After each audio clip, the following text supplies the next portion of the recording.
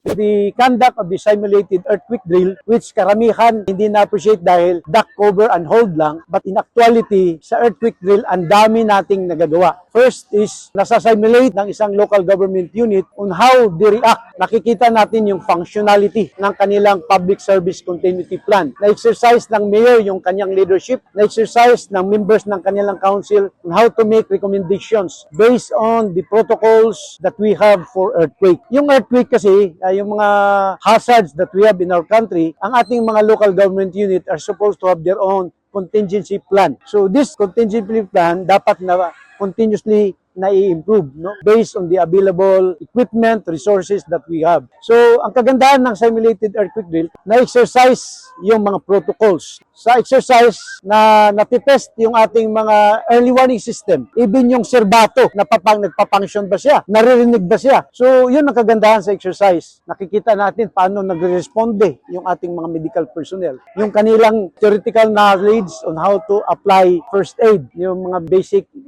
aidman course na apply nila. Nagbabandage sila, nagagamit yung mga equipment. At doon din nakikita kung sapat ba yung initial stock of medicines na meron ang isang local government unit.